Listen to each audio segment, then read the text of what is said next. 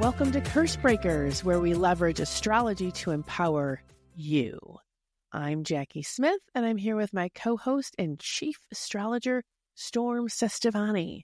And this show is sponsored by Coventry Creations, where they have magical solutions for your everyday issues. Hey, let the stars lead you here in Curse Breakers. By the way, we are shooting for 1,000 subscribers on our show. So whether you are on YouTube, you're listening to us on Spotify, or any of your favorite podcast aggregators, we want you to follow us, like us, subscribe to us. We're shooting for those 1,000 listeners, and we're pretty darn close. Yeah, so hi, Storm. Close. Hey, what's up? Hello. By the way, I'm very excited about this show because we are going to show you how to leverage our calendar that you can subscribe to. We have this really cool calendar, which you can find in the show notes, that you can click on and subscribe to. It's a Google Calendar, but you can subscribe to it, and it shows up no matter what kind of calendar you use, whether it's, an Outlook or a Yahoo calendar. You can subscribe to this, and it'll show up in any of them. And it'll show you what's going on with the planets every day. What's happening, what's aspecting, and then what candle and what stone will help you with that. Right. So we're going to talk about how you can leverage that today. So yeah, I mean, one of the biggest things about leveraging a calendar like that is because you can see in advance, Jacki, all of the astrological transits that are coming up. And as a result of that, make choices and decisions to be more strategic in regards to any type of magic that you're performing or any form of actions that you're going to take. And it helps you also see things even as simple as, for example, we're recording this while the moon is in Leo. Okay. But the moon is going to end. We had a full moon this morning. Tomorrow, the moon is going to move into Virgo. Okay. And it's a great day to work on tasks, to get things finished, to grind things out, to organize things. And if you look in the calendar and you see that that's the particular energy that's available, it helps you not only attune into the natural laws of the universe, okay, but it also helps you be able to plan as best as you possibly can when would be the most beneficial time for you to do something. I love this because I actually follow the calendar quite a bit, as much as I can. And even when I just recently did some traveling, unfortunately, I had to travel on Tuesdays rather than Wednesdays. And the first Tuesday I traveled, which was a week and a day ago, it was not amazing. It was a terrible day to travel. And you warned me. And I was like, well, this was the flight I could afford. And it fit within the points I was spending. And so then I was kind of forearmed. And so then this Tuesday, yesterday when I traveled, because Tuesday is a day of Mars. So I cooled everything down because it was pretty hot and it was very frustrating. And I ended up with a 4-hour delay on my second flight, and my friends had to pick me up at 2 a.m. But everything got cooled down this time. And not only was everything on time and early, I arrived home almost an hour early, and I got upgraded. Oh, nice. Both flights, which has never happened before. But I cooled it all down, and I brought in Mercury energy as much as I could. But I mean, it wasn't the day of Mercury. But anyway, so this is. You've been having a lot of problems over the past several years, Jacki, in regards to traveling. I think that you need to get down on your knees probably tonight and just spend 4 or 5 hours just talking to Mercury. Well, I did. Actually, you need a much better relationship with Mercury. I did wear a talisman too. So, and did some work towards Mercury before I left. So right. I was not fooling her. He and I, well, there's many faces of Mercury, the syncretic between different pantheons. So I worked with the one that's very close to me, and that worked really well. I was pleased.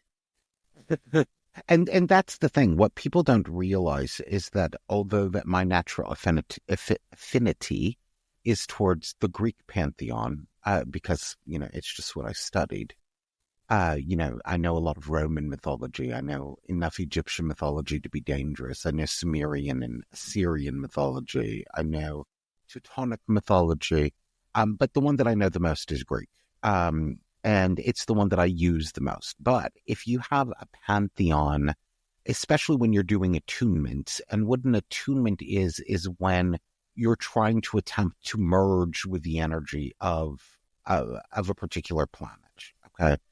And for example, if you're working with Mercury, of course you have Hermes, you have Loki, you have, that there's many of the trickster gods. I believe Papa Legba is one. Well, people forget that Mercury is not just communication and travel. He's a trickster. Right. He's a trickster, which is why he rules communication and travel. And the interesting thing about Mercury and Hermes in particular, Jacki, is that Hermes was the only deity in the Greek pantheon where you could not go to a Hermes temple. Okay, there was no such thing as a Hermes temple. They had these little traveling things on the road because he was, of course, the god of travel and travelers and thieves and everything else incendiary, that were called herms, that would stick up out of the ground. And, people would go there and pay their little tribute. Okay, probably to somebody that was just cashing in, by the way, But, I'm sure that it was probably to somebody that was grifting. But, that's what it is that they had. But in other How pantheons, very Hermes of them. Yeah. In other pantheons, just find it. And then one of the great things that we have about the world now that Jacki and I did not have when we first started studying this stuff. Okay. We have a vast wide internet now. Now you can go to websites like Theoi, which is THEOI.com, and you can just pull up like hymn to Hermes, okay, and read that if you're trying to attune to Hermes, it's a great day for you to sit down and meditate on that hymn, okay. And people do not realize the more that you become attuned and the better relationship that you have with this deity, the more that energy is going to be merged with the better results that you're going to get. I love that you said that because it's not just about, hey, Hermes, I'd like some Hermes energy, please. There's a lot of respect. There's a lot of work that you need to do. Just like a friendship, you're not just going to go knock on somebody's door and say, hey, friend.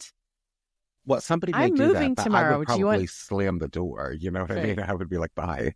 We're going to have a snowstorm today. Will you shovel for me? I mean, you don't. By the way, my name is. You've never met me before. Exactly. Or somebody knocks at the door, and the first thing I think is that the Mormons or the Jehovah's Witnesses? Oh yeah. I mean, now, that's what I'm thinking. When I was a kid, somebody knocked on the door. You answered it. Now somebody's knocking at the door, and I'm like, who's there? Why is someone knocking at my door? I'm peeking through the window like Gladys Kravitz. What is this very strange, bizarre activity that's going on? Right. I'm like, I'm not answering the door. Some crazy person there. I mean, seriously, it's like, I'm not answering. Somebody didn't call to say, I had this huge, it was my neighbor saying, by the way, this was delivered to my house. And he saw my car in the driveway and went, oh, you must be home. Yeah, crazy. But anyway. But you do it like anybody else. Do it like UPS. Just leave the box at the stoop and go. Well, that's what I did when I You don't have to be sophisticated. I mean, no, I'm just going to leave it right here. Anyway, but so you talk about electional astrology, which first of all, we're all still reeling from election stuff. But so I was like, electional astrology, what the hell is that? And I got all I'm about to get all mad about it. I went, oh no, wait, this is really cool. It's nothing to do with an election. That's called mundane astrology, Jacki. This has nothing to do with an election. But electional astrology is ... Explain it, please. there are three major branches of astrology. Okay. One is called natal astrology, which is what it is that you get with your, well, four actually. One is natal astrology, which is what you get when you go to an astrologer for them to read your astrology chart. One is mundane astrology, which is political, world events astrology.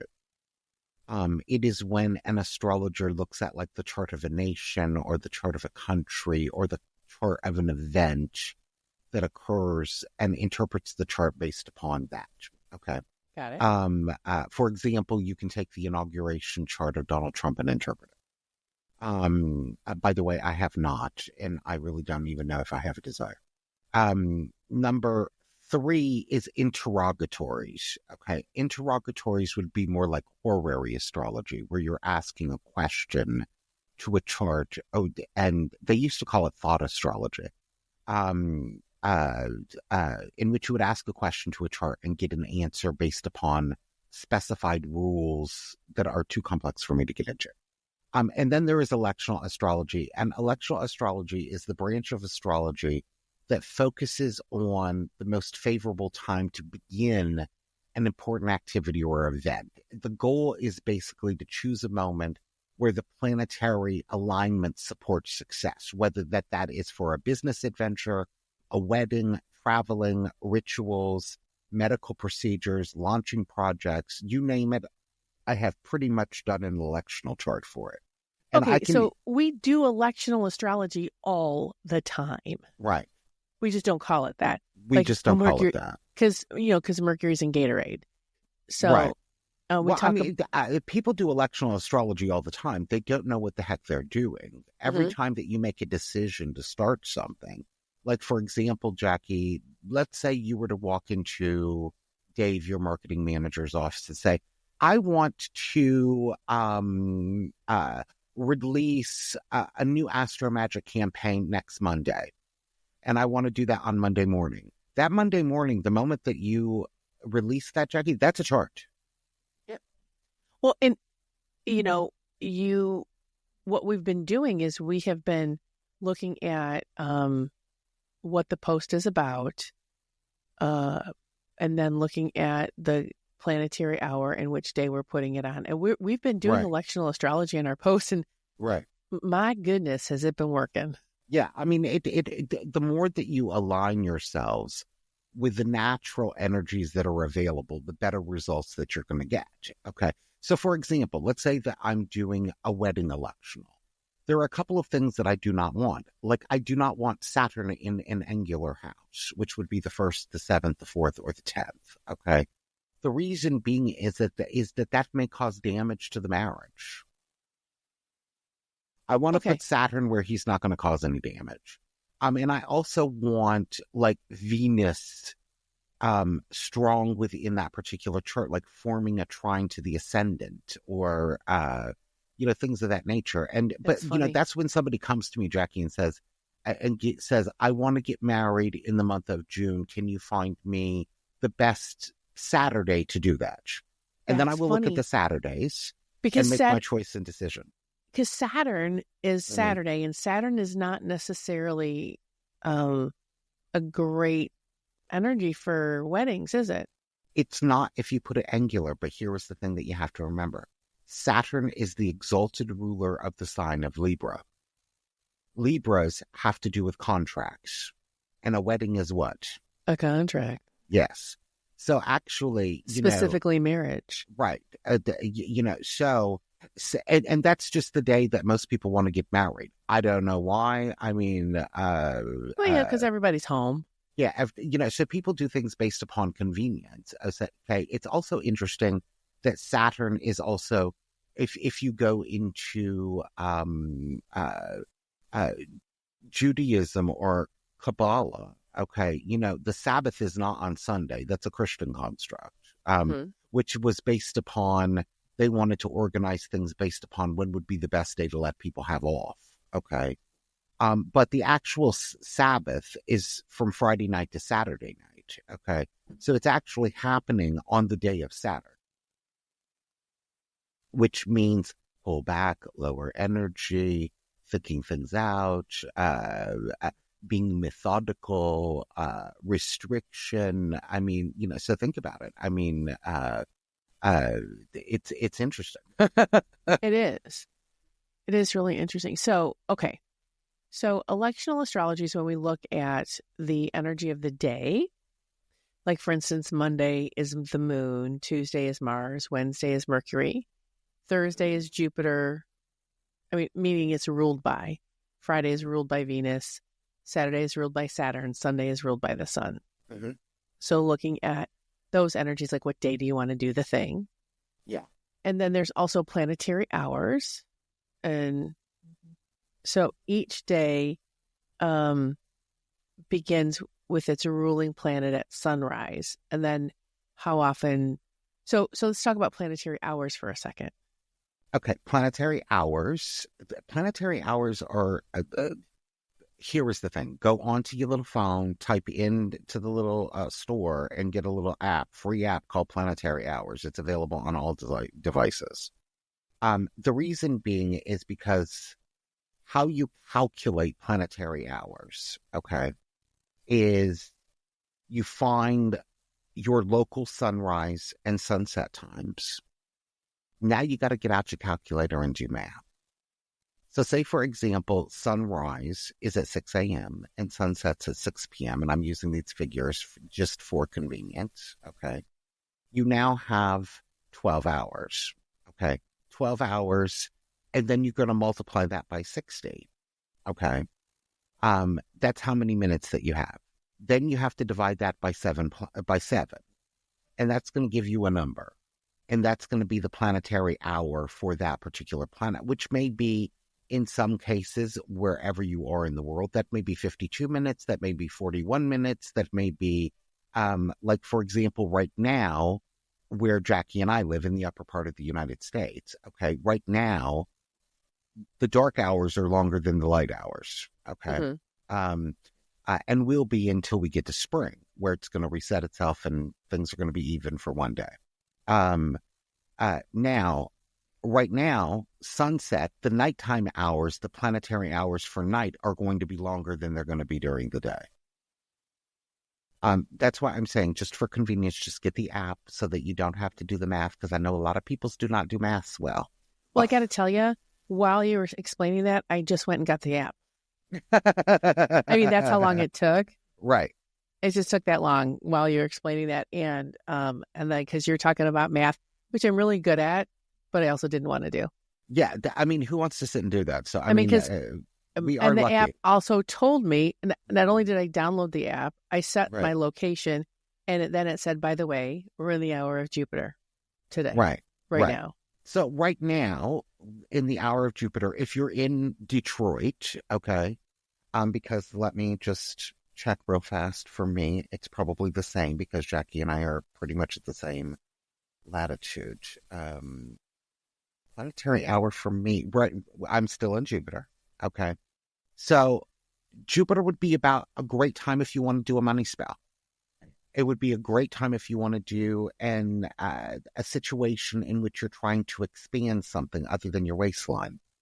It would be a great time to focus on things such as success or higher learning or trying to get some form of a blessing. Your luck has been bad lately, so you're trying to get some form of blessing.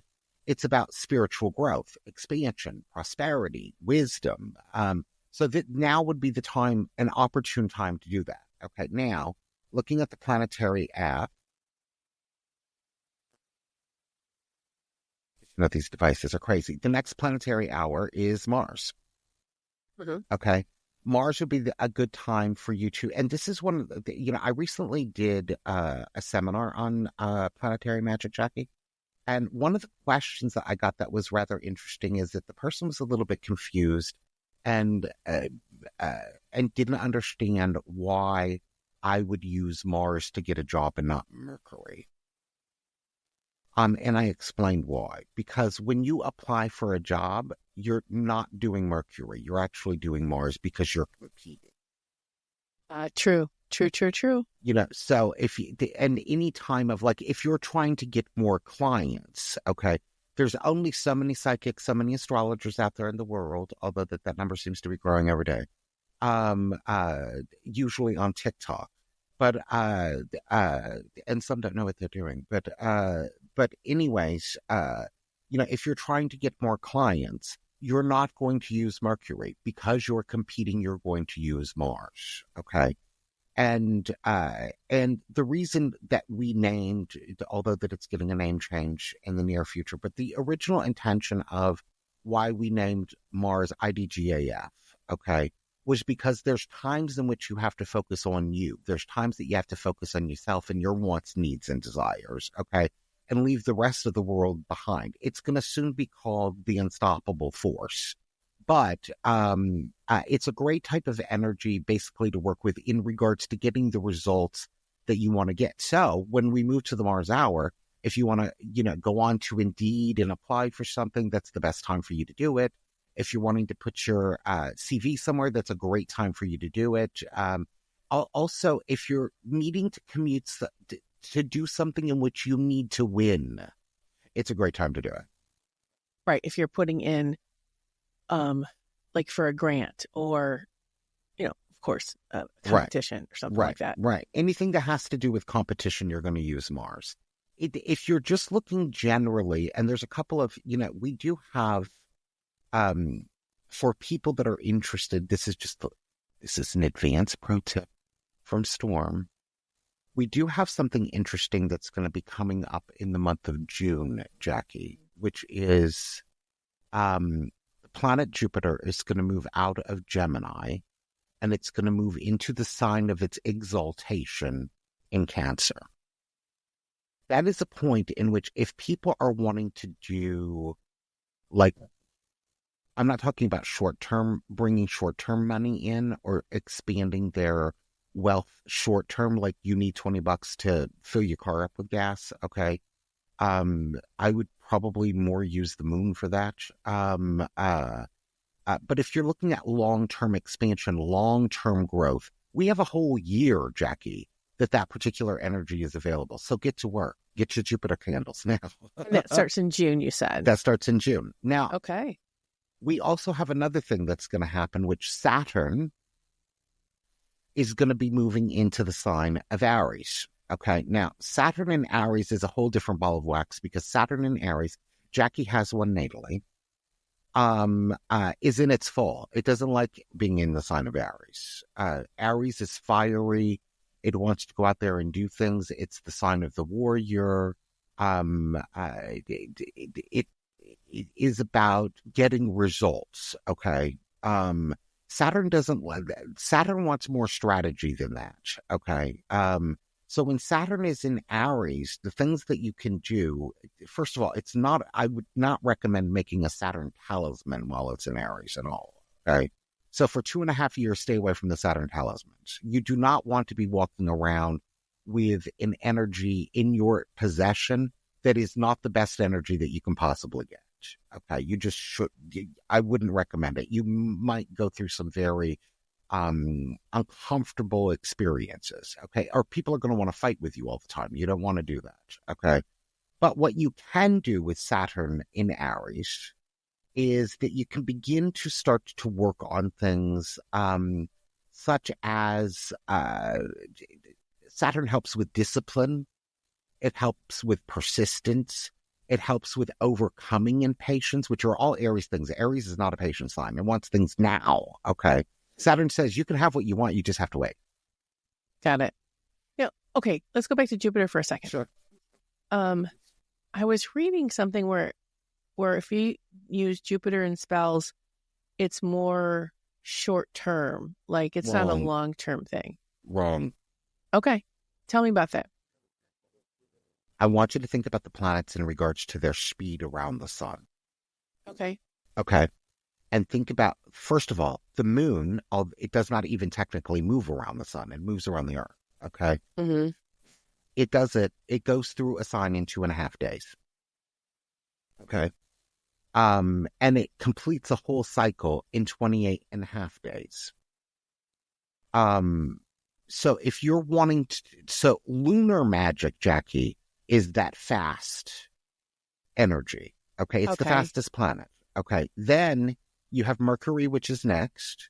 Then you have Venus. Then you have the sun. Okay. Then you have Mars. Then you have Jupiter. Then you have Saturn. It takes Mars 2 years to go around the sun. It takes Jupiter 12 years to go around the sun. So if you're doing, so I did some energy work, some spell work, not Right. just energy work, some spell work with Jupiter. Mm-hmm. Did a sigil and everything. Mm-hmm. I did not look at where Jupiter was astrologically. I was just kind of using that, I was just calling upon Jupiter. Mm-hmm. And it worked. It had a burst of stuff and then it tapered off. But I had to look back at when I did that and where Jupiter was. Right. And then I was reading further and it said, well, Jupiter just does stuff in bursts. It's not long lasting. Interesting. Be very, very careful in regards to that type of stuff. The reason being is because Jupiter takes 12 years, Jacki. It's going to be in one sign for a whole year. Okay. Saturn is going to be in one sign for 2.5 years. So when you're talking about long-term wealth, okay, I'm not talking about you need money to pay your bills next Friday, okay? Use a different planet.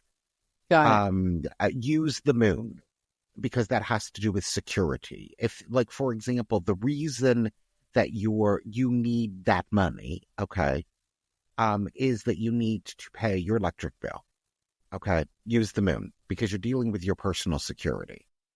If you're needing some money just because, you want to go out and you want to do and you want to have some fun and you want to go to Sephora, use Venus. Interesting. Okay? If you're talking about you want your business to grow in an exponential sort of way, use Jupiter. And understand that it's going to be a long-term. So I feel like if I'm going to work with Jupiter on growing the business, right, it's going to be repetitive work. It's not going to be a thing and it's going to happen right away. It's going to be something that I sustain. Well, you would also begin that particular process like in June when Jupiter goes into Cancer, Jacki. At that point, I would have already done all of the research, already got the documentation, the hymns to Zeus. Mm-hmm. I would have all of that downloaded. I would have Jupiter's symbols all over the place, okay, for you to look at, because your eyes are how you transmit information, whether you like it or not. So even glancing over the sign of Jupiter throughout the day, okay, or the glyph of Jupiter helps bring that energy in.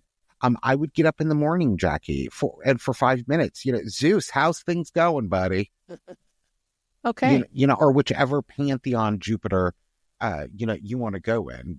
Whether it's Zeus or Odin or whatever. Okay. Whoever is the king of the gods of the pantheon that you're in, even if you want to use Yahweh, okay, that's the way that you go about working with it. And then you tune, and then especially, Jacki, on that Thursday day, that's your church day with Zeus.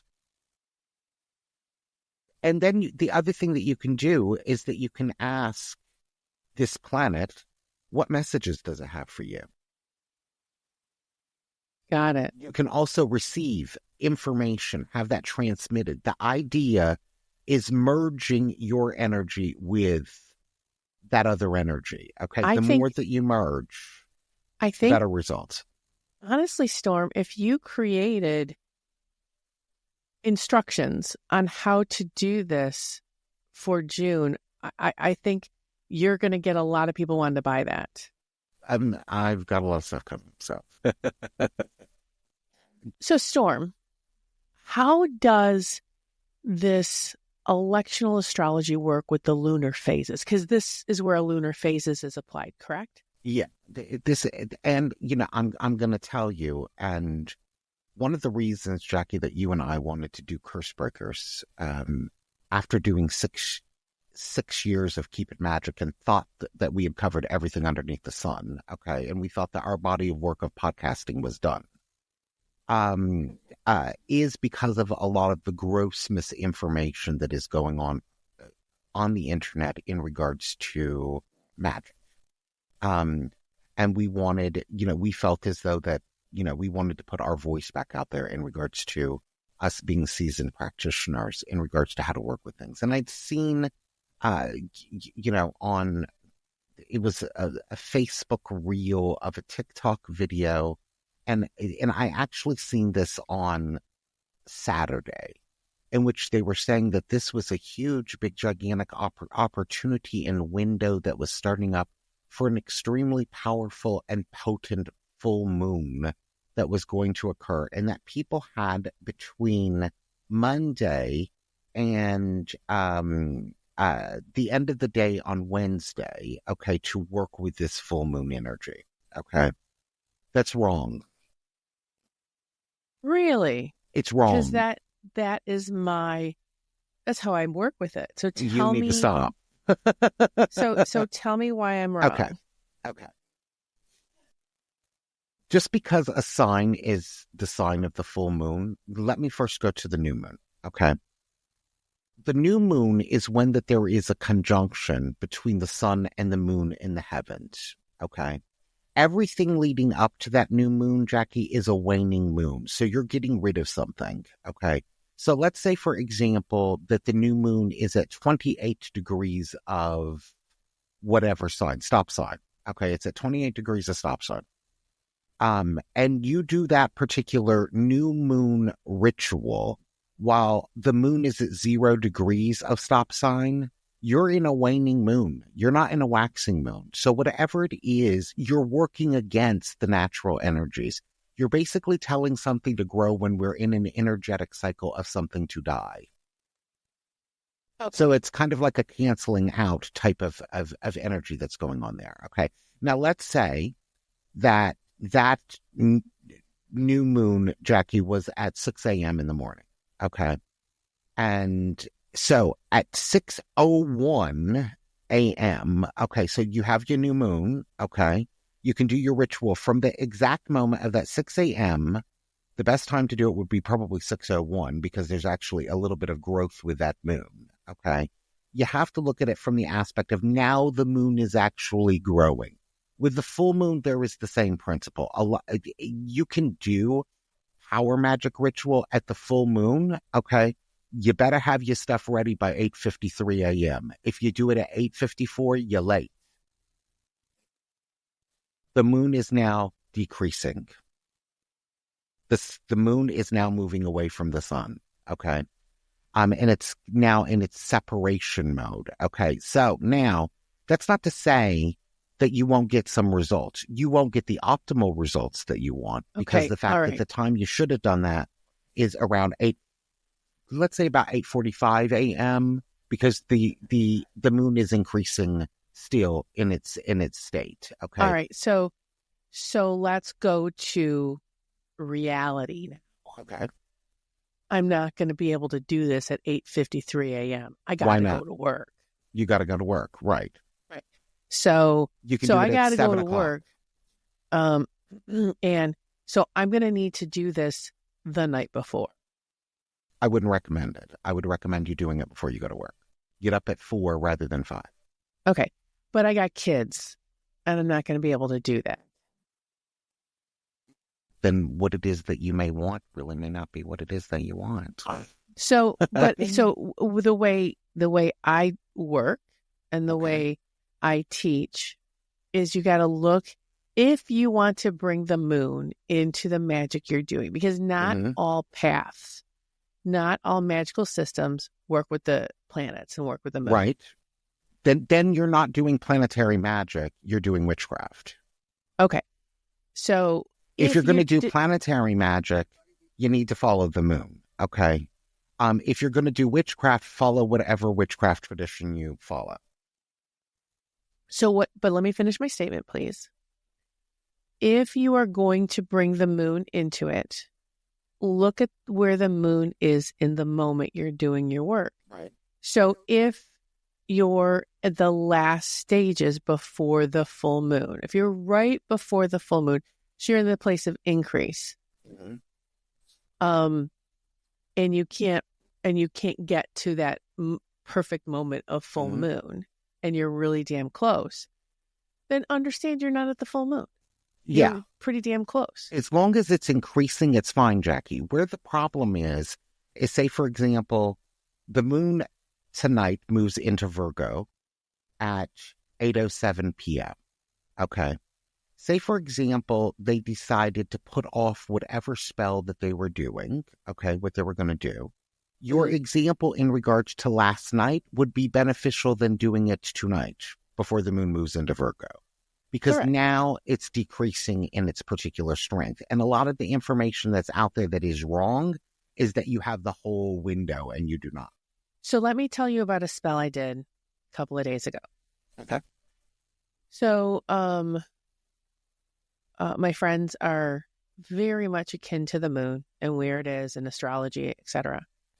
And what came out in our doing a reading and what our needs were is we had to do forgiveness work, balancing emotions, healing, all of this stuff. And I said, all of this stuff is clearing and we're in a place of increase going towards the full moon.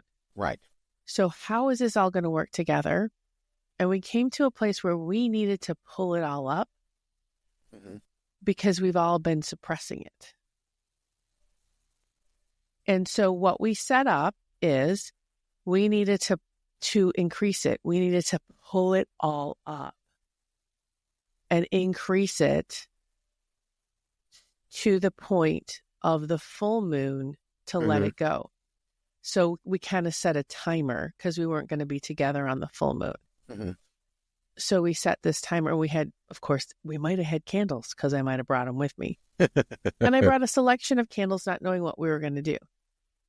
And so we set this timer for our spell to say, and then at this point, it's released.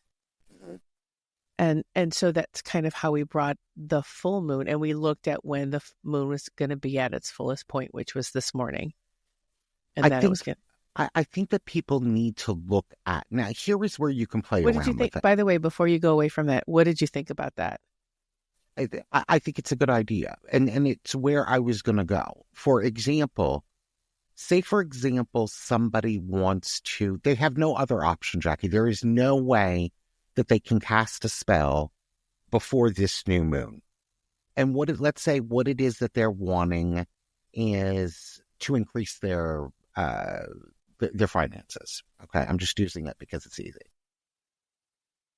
And they were to come to me and say, Storm, there is no possible way that I can do that by that particular point. What would you recommend I do? And I said, I would focus on eliminating poverty. 100%. I would focus on removing your particular negativistic belief systems about what wealth may mean or what prosperity may mean. And as you know, I'm a strong believer, Jackie, in that a lot of people have a very misguided belief in what prosperity is. Prosperity for me is are all of my needs met, and do I have a little extra? Okay, is my health insurance paid? Is this paid? That's prosperous. Okay, that may not necessarily be considered wealth, which is a totally different word. Okay, but that's prosperous. Okay, you're thriving. You're able to get your needs met. If you're not in prosperity, you're in poverty. Okay, so that you may need to reduce a lot of those particular idealisms, and you can work with the waning moon in regards to removing things, which is why we called the full moon candle "Let It Go," because that cycle from the full moon to the new moon is where you should be letting things go in regards to your life. Like, for example, one of the things that people can let go of in the sign of Leo, beginning in the sign of Leo, is pride, arrogance, feeling as though that you have all of the answers, feeling that you need to be the center of the show. You know, there's a lot of different things that you can work on during that particular period of time, and then continuing through the waning period of the moon. Okay. Now, of course, the converse is good. Say, for example, let's use an example for where people should use, where we could flip around the new moon. The new moon is beginning something new. And say, for example, what they wanted to do is end a relationship. Okay. They can't do that, Jackie, before the new moon. Okay. It has to be afterwards. They could then, use the particular magic of after the new moon to work on themselves, to grow as an individual, to realize that they themselves as an individual is an effective person. Okay. Perfect. That they may not necessarily need a partner in regards to their lives. And that's how you can flip that script. Okay. So in the Coventry Oracle, it was really interesting because I had to have that entire mentality when I was like writing stuff about like needed change, the needed change candle, but I had to write, so how can the needed change work to bring something to you? Mm-hmm. And so it's like, oh, well, if you pull the needed change candle and you need to bring something to you, what you're doing is you're, it's just like that whole process. And so I think about it all the time. And I have people talk to me all the time about like, well, I need to get rid of this in my life, but I'm in the wrong mood. I'm like, well, then bring something into your life that's going to push the other thing out. And usually it's an internal process. Also, Jacki, I'm going to do a shameless Jacki promotion here in regards to candles. There is a whole astrology section in the Big Book of Candle Magic that I know because I helped Jacki write that part. In regards to how to use the different planets in different ways. Yes. Including the new and the full moon, in regards to, where you may need to let things go and where you may need to let things grow. And it's kind of just flipping the script and looking at it from the converse. That's the best way to approach things. Okay. The main thing that I want people to get into their mind is just not, if you're going to do that spell at 8:55 in the morning and you want it to increase in regards to your finances, your petition should be a little bit different than it would be at 8:45 a.m. Yes. Okay, I can see. So this is all this electional astrology. Right.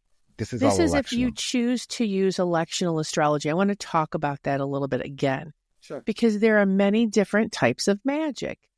There's different types of witchcraft that you can do, and this is one of them. This is one of the ways to break that curse. Right. That you can move into. This is one tool. Yes. One tool. Not the only tool, one tool. Right. And there's many other different traditions of magic. Jacki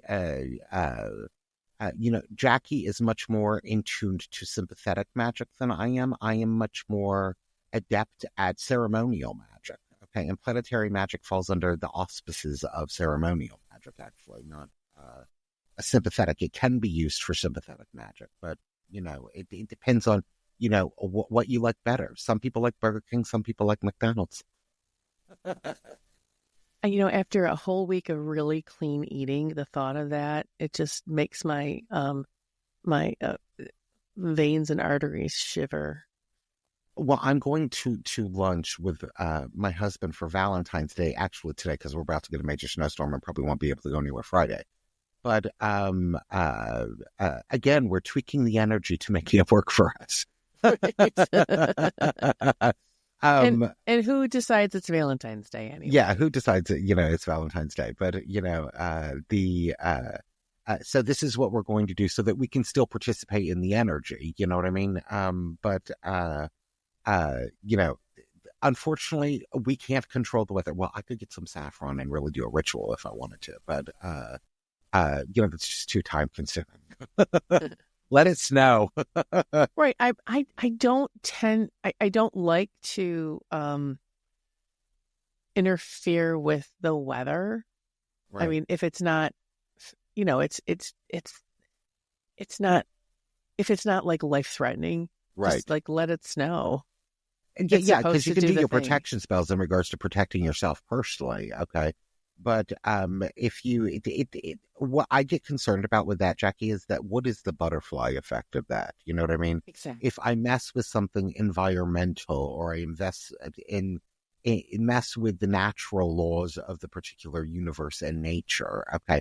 If I stop a snowstorm in upstate New York and Michigan, is that going to cause a tsunami in Japan? And I would feel horrible if there was one. You know what I mean? So no, I don't want to mess with Yeah, I don't. You know what? And Mother Nature is much greater than I. So it. Right. how I it is not my manifest destiny to own that whole thing. Right. I got to work within. So it's kind of like I can't change the orbit of the planets. Right. I got to work within them. Right. That's my philosophy on that. I mean, and it may, I may sound like I'm, what's the word I'm looking for? It may sound conflicted when I talk about shifting energy, but whatever. There's a lot of we're in a trying period, I think, worldwide with a lot of the astrological energies that are going on. And Pluto moving into Aquarius is really hitting us with a bang.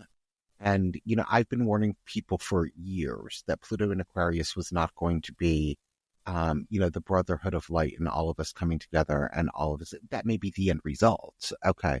But it's not the song from Hair. This is the dawning of the age of Aquarius. No. No, it's not at all.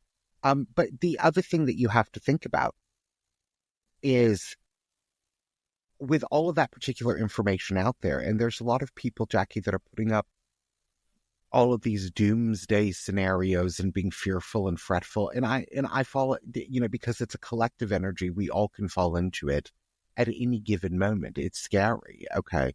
But providing people with practical and actionable steps that they can take to make and transform their particular universe is kind of what I'm focused on at the moment. And planetary magic and electing things is a great way of doing that. I agree. If you understand, well, you bring me a lot of solace, actually. And I do have the privilege of sending you messages or straight up calling you and going, seriously, Storm, what's happening?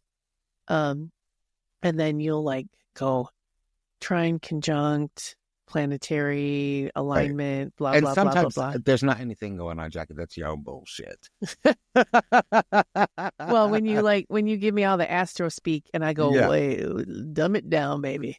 And then you go, well, because of this and this and this. And then sometimes that makes me go, okay, that means we're going to get through it. And then sometimes you tell me scary things. That was the other day when you were telling me scary things. And I'm like, and then you stopped. You said, okay, now breathe. Yeah, it is, because of the thing here is I don't think that we can necessarily be like an ostrich and just plant our head in the sand. Okay. And I see a lot of people doing that. I think it is knowing what the particular energy is. And some of that energy, especially when you're first looking at it, can be a little bit frightening and a little bit scary. And I'm a Leo with the Mars conjunct Sun and Leo. So, when I get information, it's kind of like an episode, a really dramatic episode of NYPD Blue almost. Okay. But, sometimes you need to look at things from that perspective so that you can then sit back and say, what can I do about that in my own little world, though? Right. That's what looking at this electional astrology does for you. It says, okay, how am I going to shift my little world or have a little tiny bit of control in the chaos of the planets? That's the whole thing about curse breakers. It's stop being victimized by the planets.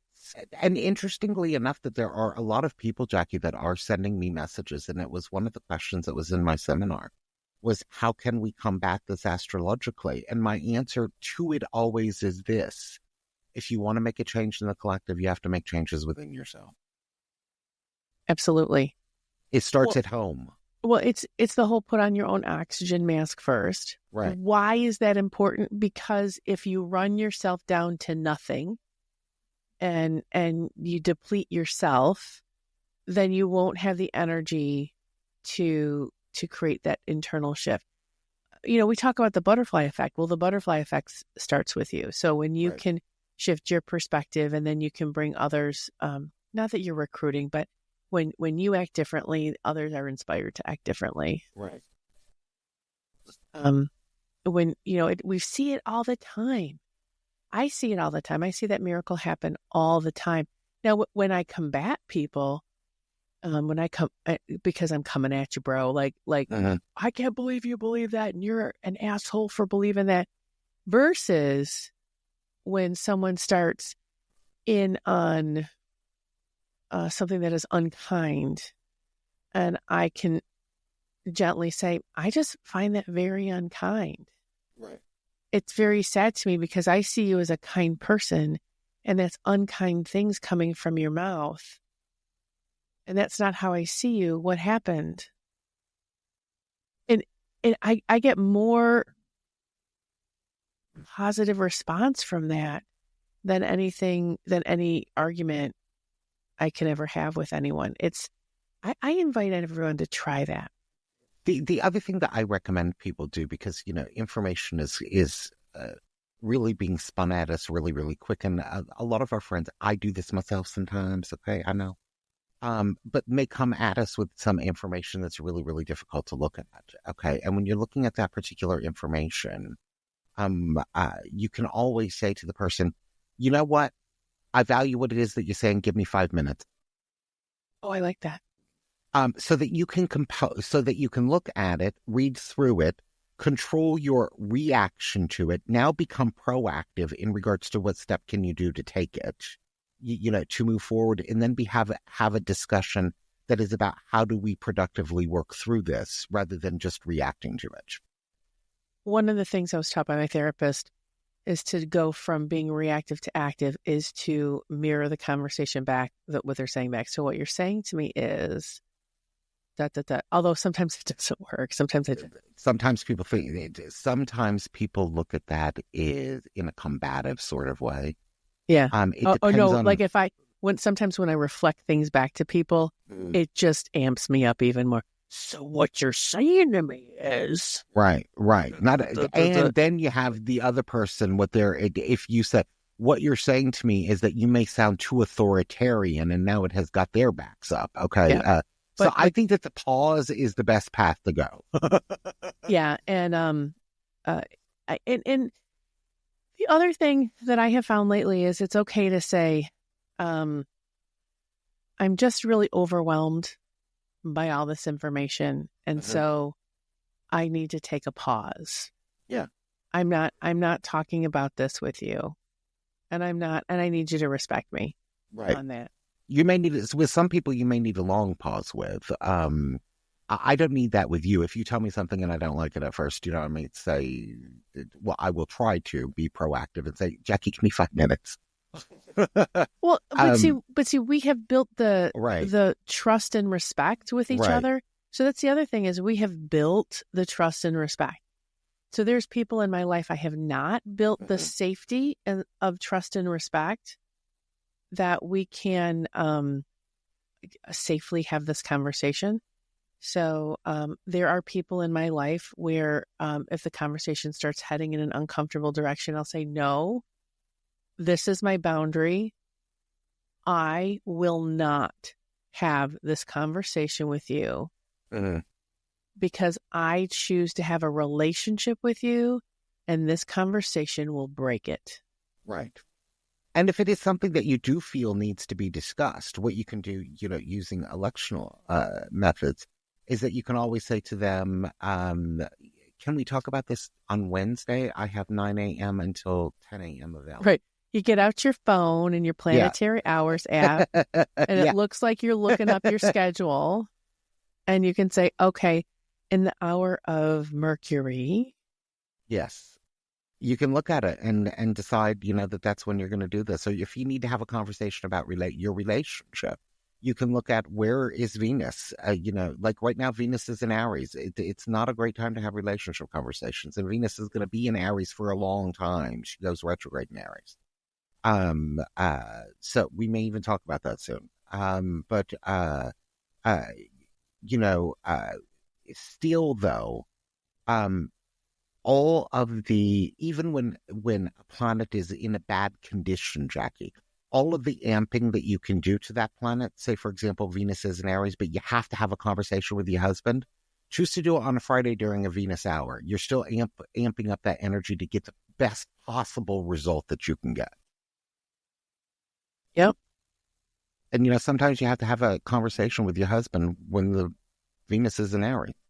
Well, sometimes, if again, looking at the energy that it's bringing up, saying, okay, we need to have a conversation that's going to pull up some difficult things. So let's set some rules.